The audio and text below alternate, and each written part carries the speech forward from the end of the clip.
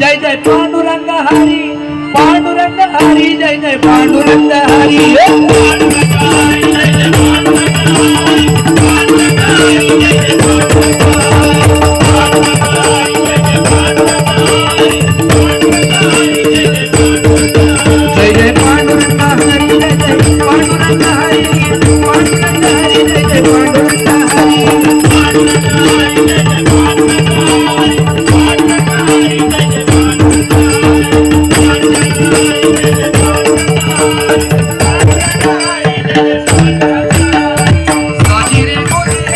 चरणी उभे, साजिरे समचरणी उभे,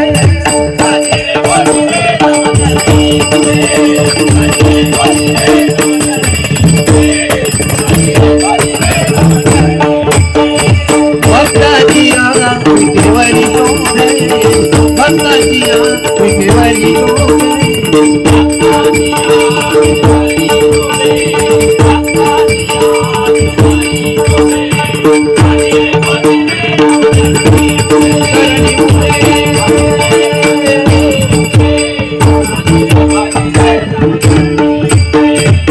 सुखाचे जे सुख चंद्रभागेसाठी, सुखाचे जे सुख चंद्रभागेसाठी,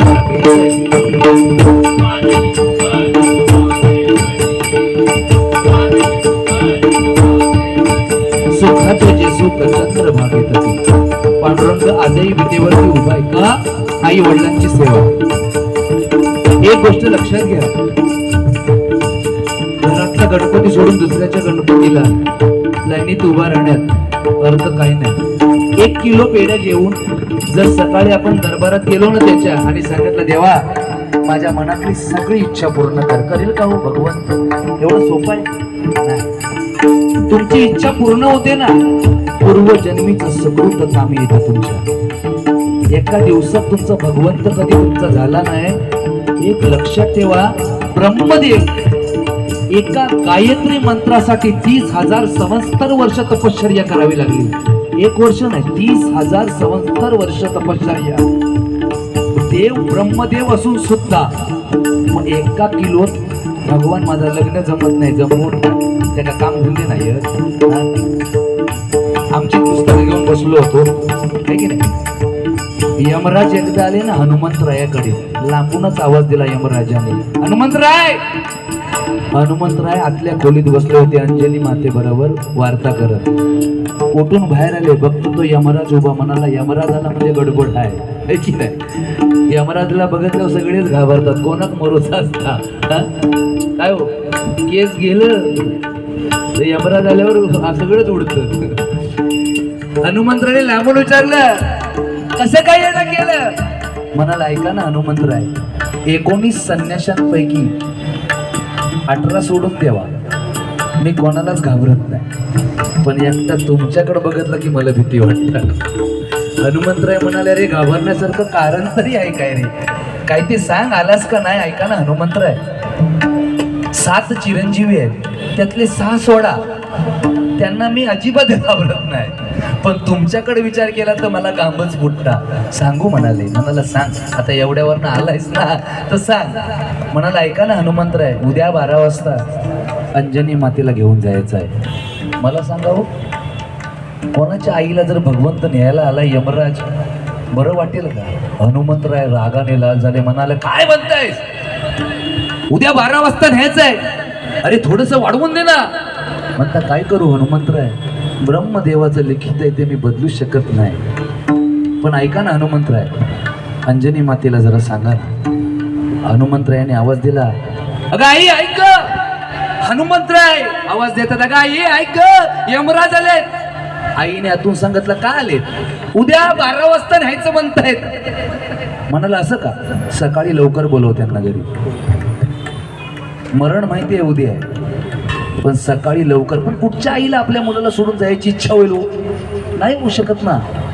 कुठच्या बापाला कुठच्या मुलाला सोड टाकून जायची इच्छा होणार आहे? नाही होणार.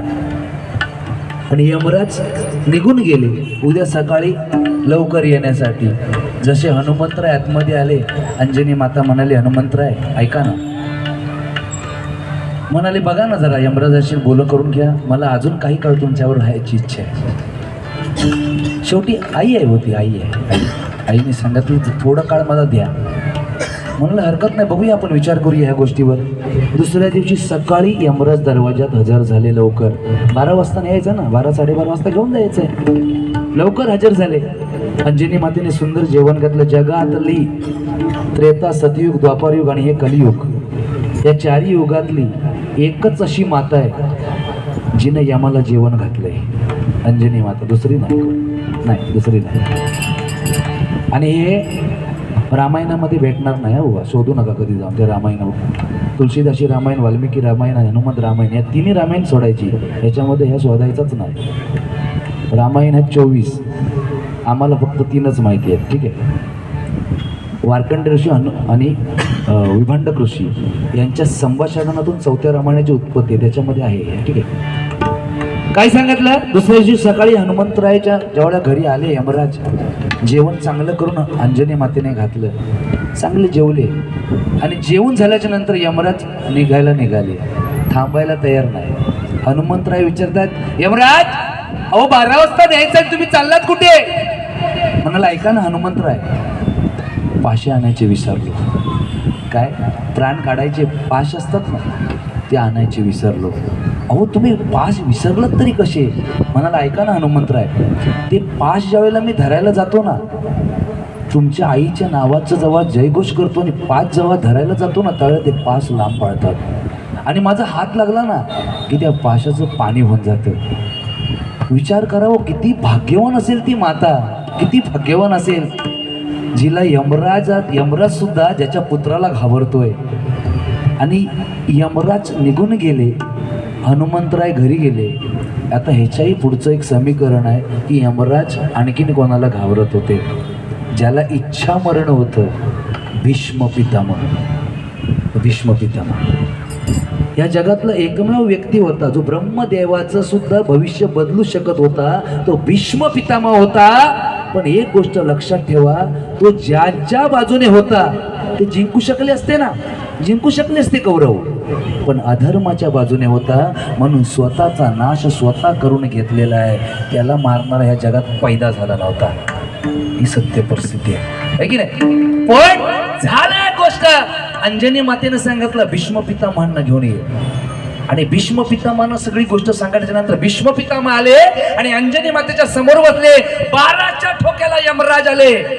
12च्या ठोक्याला यमराज वेश बदलून आले आणि भिक्षांत बाई म्हटल्या बरोबर अंजनी माता ताडकन उठली भिक्षा द्यायसाठी. पण भीष्म पितामहाने सांगितलं जागेवर हलायचं नाही, 12 वाजून जाऊ देत, ब्रह्मदेवाचं लिखित आज आपल्याला बदलायचं आहे. आणि 12 वाजेपर्यंत भीष्म पितामहाने अंजनी मातेला जागची उठायला नाही दिले. जसं 12 वाजून गेले, आता म्हणाली जाऊन तू भिक्षा वाढ. यमराज जाग्यावर नाही. जगात एकदाच भविष्य बदललं गेलं. या 4 युगांमधले 4थं चालू आहे, पण या युगामध्ये एकदाच भविष्य बदललं गेलं. 33 कोटी देवाणी 36 वर्ष अंजनी मातेला वाढवून दिली आणि पुढे या 33 कोटी देवांची 36 वर्ष घेऊन अंजनी माता हनुमंतरायाबरोबर राहिली. या जगातलं एकमेव सत्य आणि एकमेव भविष्य बदललं गेलं हे फक्त ब्रह्मदेवाचं एका पुत्रामुळे आणि एका आईमुळे. एवढी भक्ती श्रेष्ठ असणं गरजेचं आहे आणि त्याच्या दरबारात आम्ही भक्ती करतोय म्हणून सांगतोय आईची सेवा करा, वडिलांची सेवा करा, बाकी या जगात काही नाही. 2 दैवत आपल्या डोळ्यासमोर आहेत म्हणून म्हटलेलं आहे सुखाचे सुख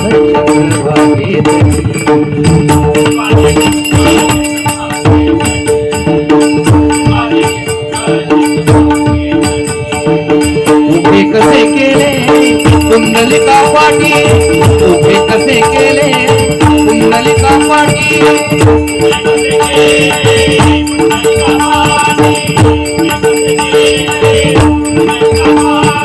भक्ताजिया विटेवरी गोबे, भक्ताजिया विटेवरी गोबे.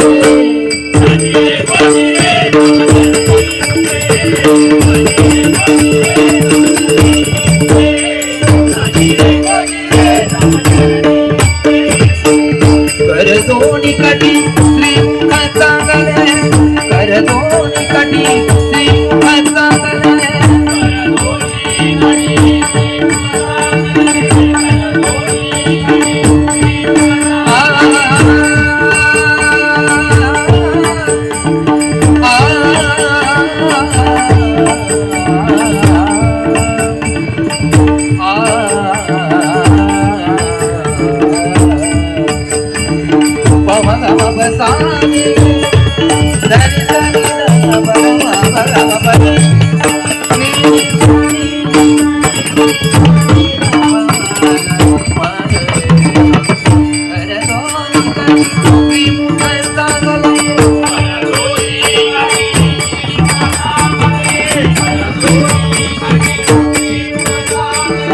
शंकरचक्र गदा हाती मिरविले शंकरचक्र गदा हाती मिरविले